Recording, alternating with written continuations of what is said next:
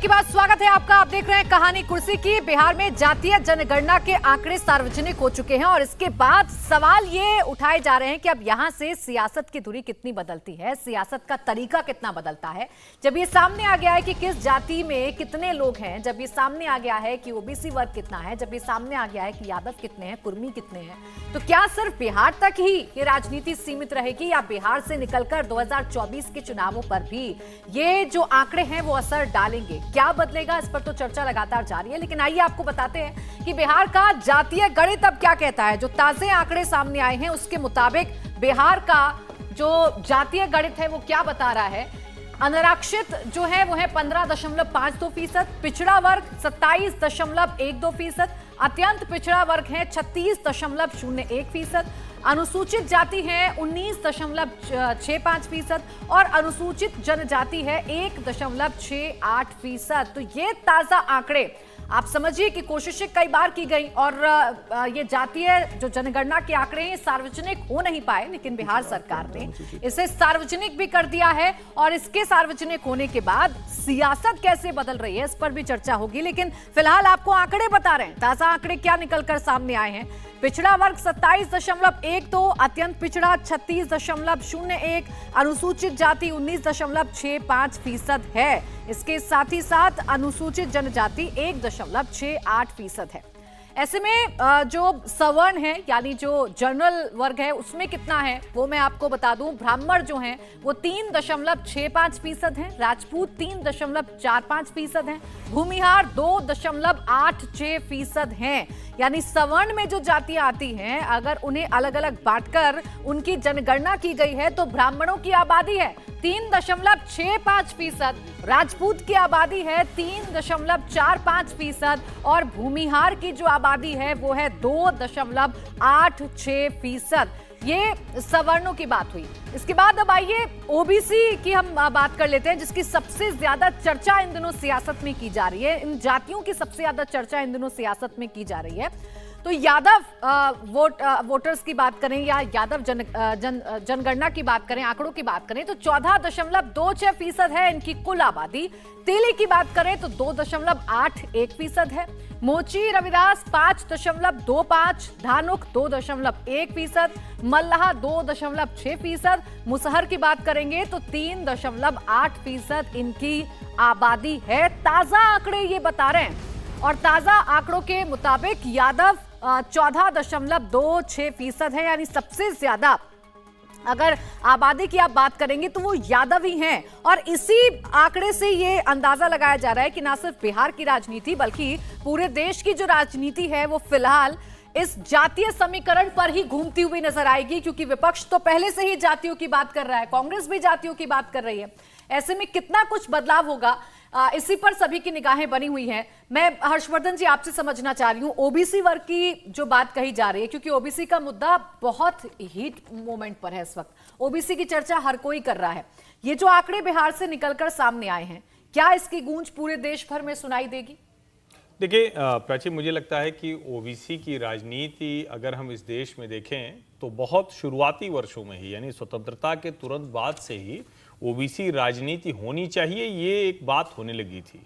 कहा जाता था कि उनकी हिस्सेदारी नहीं दी जा रही है, उनको जो मिलना चाहिए नहीं दिया जा रहा है।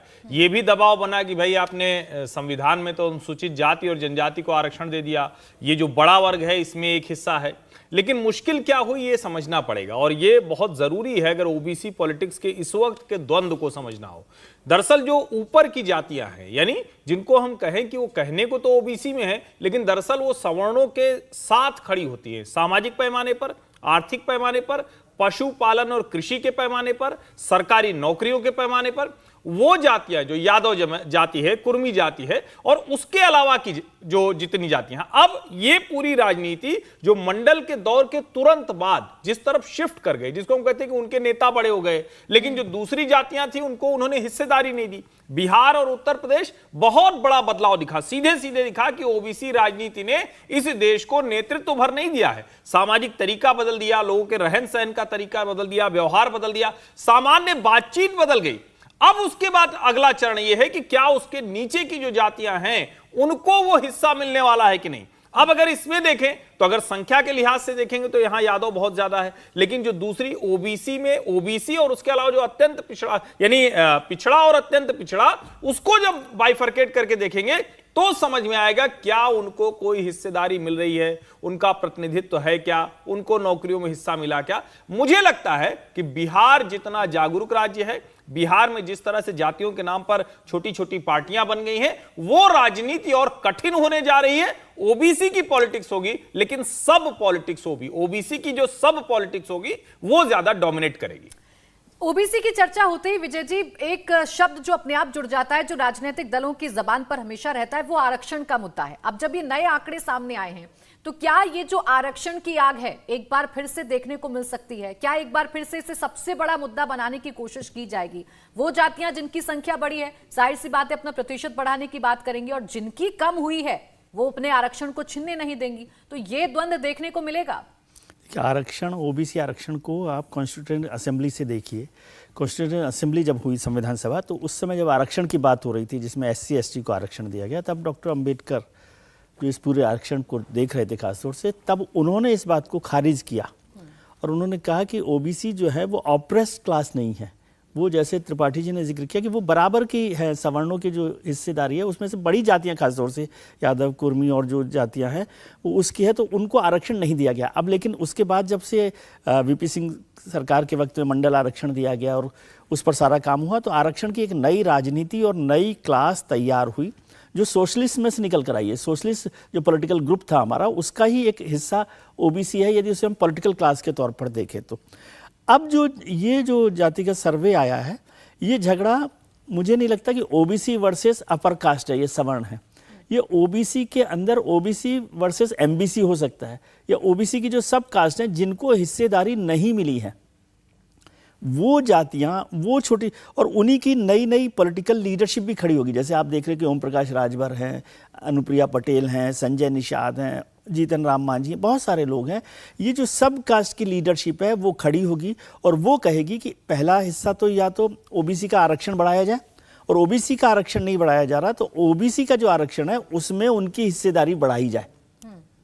समझे? तो ये ओबीसी वर्सेस एमबीसी या सबकास्ट की जो ओबीसी की पॉलिटिक्स है वो बढ़ेगी, पहला काम ये होगा। और अब वो जब दबाव बनेगा तो जो ओबीसी की अपर कास्ट है, ओबीसी में जिन लोगों ने फायदा उठाया, वो कहेंगे कि इस ओबीसी के आरक्षण को बढ़ाया जाए, क्योंकि ये 63% है और आप 50% मान रहे हैं और 26% आप दे रहे हैं। रिएक्शन सामने आ रहे हैं, चूंकि लालू प्रसाद यादव ने भी ट्वीट किया है। सबसे पहले तो अपनी सरकार को धन्यवाद दे रहे हैं और फिर देखिए वही मांग कर रहे हैं कि सरकार को अब सुनिश्चित करना चाहिए कि जिसकी जितनी संख्या उसकी उतनी हिस्सेदारी। हमारा शुरू से जिसकी जितनी हिस्सेदारी उसकी उतनी भागीदारी। तो वही मैं कह रहा हूं कि वो 63% पर जब आप ओबीसी आ गए हैं, क्योंकि यादव की चिंता क्या होगी कि जो नीचे वाले जो लोग हैं जिनको नहीं मिला है वो मांग करेंगे कि हमें दें, तो फिर उनका हिस्सा कम होगा। इसलिए वो चाहते हैं कि इस हिस्से को बढ़ा दिया जाए ताकि उनका हिस्सा पूरा बना रहे। बिल्कुल, देखिए इसी तरीके की राजनीति देखने को भी मिल रही है। लेकिन एक और जो इंटरेस्टिंग राजनीति की शुरुआत नीतीश कुमार ने की थी, समीर जी, ओबीसी से काटकर ईबीसी उन्होंने बनाया था। अब जब ये नए आंकड़े सामने आए हैं, ये मूव कितना अब उनका इम्पैक्टफुल होगा, क्योंकि इसका फायदा नीतीश ने उठाया था जब ये सब किया था। बिल्कुल, नीतीश कुमार को फायदा हमेशा मिला है, लेकिन मुझे लग रहा है कि आज जो सर्वे जारी हुआ इससे बहुत ज़्यादा नीतीश को फायदा होने की संभावना नहीं है। नीतीश का मेन मकसद ये था कि किसी तरीके से भारतीय जनता पार्टी से इस वर्ग को तोड़ के अपने साथ जोड़ा जाए। मुझे लग रहा है उसमें नीतीश कुमार बहुत ज़्यादा सफल नहीं होंगे। और भारतीय जनता पार्टी तो वैसे भी ओबीसी का स्थिति जानने के लिए पूरे देश भर में रोहिणी आयोग को गठन किया था और रोहिणी आयोग की रिपोर्ट ऑलरेडी राष्ट्रपति जी को सौंपी गई है। मुझे ऐसा लगता है कि अब केंद्र सरकार रोहिणी आयोग की रिपोर्ट के आधार पर ओबीसी को किस तरीके से आरक्षण दिया जाए इस पर वर्कआउट करेगी, क्योंकि केंद्र सरकार का ये मानना रहा है कि एक बड़ा वर्ग है ओबीसी का जो पूरा ओबीसी आरक्षण लेता रहा है, बाकी जो छोटी और पिछली जाति है उनको उसमें आरक्षण नहीं मिला था और वो हमेशा पिछड़ी भी रही है। तो अब मुझे लग रहा है कि केंद्र सरकार भी रोहिणी आयोग की जो रिपोर्ट है वो शायद संसद में पटल में रखेंगे और सार्वजनिक करेंगे। उसके बाद केंद्र सरकार भी तय करेगी किस तरीके से अति पिछड़े और अति दलित और अति जो छोटी जातियां हैं उनको कैसे मुख्य धारा में लाया जाए, कैसे उन्हें हिस्सेदारी राजनीतिक रूप से भी दी जाए और सामाजिक रूप से भी, और सरकारी नौकरी में भी उन्हें कैसे आरक्षण देकर उन्हें आगे बढ़ाया जाए। तो मुझे लगता है कि आने वाले समय में केंद्र सरकार इस पर आगे बढ़ेगी। फिलहाल आज जो बिहार सरकार ने जो आंकड़े जारी करी है, इससे नीतीश को जितना फायदा नहीं होगा, मुझे लग रहा है लालू को इससे ज़्यादा फायदा होने की संभावना नजर आ रही है। और आप देखिए पिछड़ा, अति पिछड़ा और अनुसूचित जाति मिलाकर 80% ज़्यादा का 82% के करीब हो रहा है। तो मुझे लग रहा है कि अब ये जो जातियां हैं, इसमें से जो छोटी जातियां और इस ग्रुप को जो डोमिनेट करते हैं, वो राजनीतिक रूप से भी बहुत ताकतवर बनने की कोशिश करेंगे और अपना हक मांगेंगे। अब देखते हैं बिहार सरकार इसमें कैसे आगे बढ़ती है और राजनीतिक दल कैसे इन जातियों को साथ के अपनी राजनीति को साधते हैं, ये देखना होगा। इसमें एक लाइन में जोड़ दूं प्राची, इसमें फर्क क्या आया है कि अभी जब राम मंदिर का निर्माण हो रहा है, राम जन्मभूमि का, और जनवरी में उसका प्राण प्रतिष्ठा होने वाली है, तो जो नॉन बीजेपी पार्टीज हैं उनको लग रहा है कि राम जन्मभूमि के माध्यम से कहीं हिंदू पूरा जो है एक अम्ब्रेला के नीचे ना आ जाए, उस अम्ब्रेला में पूरा हिंदू एक हो, इस डर से वो जातिगत जनगणना से फिर से हिंदू को डिवाइड कर रहे हैं। जो प्रधानमंत्री बार बार बात कर रहे हैं कि हिंदुओं को बांटने की कोशिश, बीजेपी की कोशिश है कि हिंदुओं को एक अम्ब्रेला में, एक पैकेज में रखा जाए। जातिगत जनगणना उसको फिर हिंदू से फिर से अलग अलग जातियों में बांट के रखा जा सके, और उनको लग रहा है कि राम जन्मभूमि आंदोलन से 2024 के इलेक्शन तक पूरा हिंदू यूनाइट हो सकता है, और वो पूरे राम जन्मभूमि मूवमेंट का जो असर 90s में जो हुआ था उसका कल्मिनेशन जब प्राण प्रतिष्ठा होगी तो वो होगा, और उसका फायदा भारतीय जनता पार्टी को हो सकता है। तो उसको मंडल वर्सेस कमंडल में फिर से बदला जाए और हिंदू एकजुट ना रहे, एक अम्ब्रेला में ना रहे। मैं एकजुट नहीं कह रहा, पॉलिटिकल शब्द यदि कर रहे हैं तो एक अम्ब्रेला में ना रहे, इसकी कोशिश है ये सारी के सारे। देवेंद्र, देखिए बीजेपी बेशक ये कहे कि आई वॉश है, बीजेपी बेशक ये कहे कि कोई फर्क नहीं पड़ता और ये तो सिर्फ जनता को ठगने का काम किया जा रहा है, लेकिन विजय जी की बात को मैं आगे बढ़ाऊं तो ये हिंदू वोटर्स जो कि इंटैक्ट रहे हैं और कोर वोटर हैं भारतीय जनता पार्टी के, कहीं ना कहीं उनमें तो कॉन्ट्रडिक्शन होगा, उन्हें तो बांटने की कोशिश होगी। तो इसके तहत अब बीजेपी अपनी रणनीति तो बनाएगी ही बनाएगी, और पूरी कोशिश ही यही है। और 2022 में नीतीश कुमार ने जब अपनी कैबिनेट में इस मसले को लेकर वो आए थे, इस प्रस्ताव को लेकर आए थे, तो उस समय बीजेपी हालांकि सरकार में साझेदार थी और नीतीश कुमार छोटे दल के नेता होने के बावजूद मुख्यमंत्री थे, बीजेपी ने उस पर समझौता दिया। हालांकि बाद में जब नीतीश कुमार दिल्ली आए थे डेलीगेशन लेके, तब बीजेपी हट चुकी थी और प्रधानमंत्री से जब मुलाकात हुई थी तो उस समय आरजेडी के साथ वो आए थे और प्रधानमंत्री ने उस प्रस्ताव को खारिज किया था कि यह संभव नहीं है राष्ट्रीय स्तर पर लागू करना। नीतीश कुमार को बखूबी मालूम था कि उनकी आगे की राजनीति कैसे जानी है, और 2024 के मंसूबे क्योंकि उन्होंने पाल रखे थे तो उनको पता था कि हिंदू नैरेटिव पे अगर चुनाव होगा तो प्रधानमंत्री नरेंद्र मोदी या बीजेपी को वहां पर टक्कर देना संभव नहीं है। ऐसे में लोगों को यह समझाना होगा कि वो जाति के आधार पर सोचे। इस पूरे मकसद को अगर आप देखें तो भले ही इसमें लागू कर दिया गया कि एक जनगणना नहीं है, सर्वे है, क्योंकि जनगणना कराने का काम केंद्र सरकार का था, ये सर्वे है।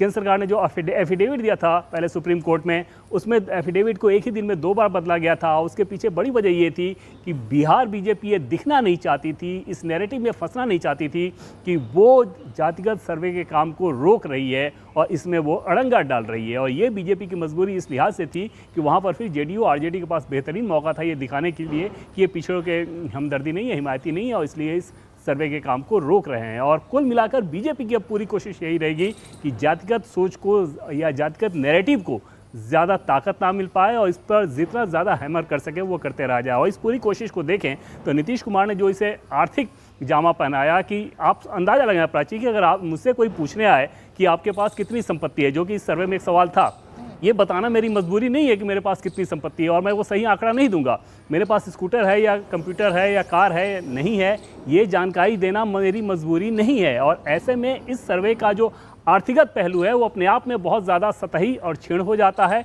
जिसको लेकर बहुत ज़्यादा आदर्शवादी रूप में पेश किया जाता था। असली मकसद राजनीति ही है।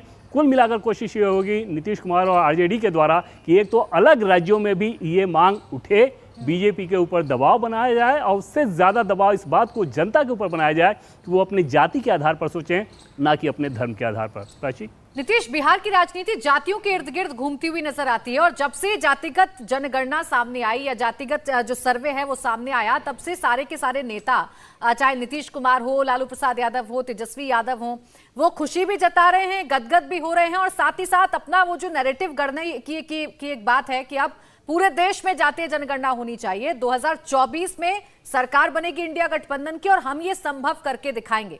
यानी ये बिहार से निकलकर पूरे देश भर में नैरेटिव चलाएंगे अब, नीतीश कुमार हो चाहे लालू प्रसाद यादव या तेजस्वी। जी हाँ बिल्कुल, जी हाँ बिल्कुल। देखिए, बीजेपी के हिंदुत्व से मुकाबला करने के लिए यही एक कह सकते हैं हथियार था। और जब से जाति जनगणना की पहल हुई उस समय से ये माना जा रहा है कि आखिर ये क्यों किया जा रहा है। कहा तो ये जरूर जा रहा था कि इसका मकसद हम जन कल्याणकारी योजनाओं को बनाएंगे, लेकिन इसके पीछे का जो मकसद है वही है कि बीजेपी के हिंदुत्व से आखिर मुकाबला कैसे किया जाए। हिंदुओं यदि एकजुट हो जाएंगे, सब बीजेपी के साथ चले जाएंगे, अयोध्या में राम मंदिर बनेगा, उसके बाद का माहौल बदलेगा, तो उसको ध्यान में रखते हुए किस तरह से जातियों को लेकर जो बहस है वो छिड़े, किसकी कितनी आबादी है, किसकी कितनी हिस्सेदारी होगी, आरक्षण किसको ज़्यादा मिलना चाहिए लेकिन कम मिल रहा है, ये सारी जब बहस होगी तो जाहिर है उस मकसद में कामयाब होंगे।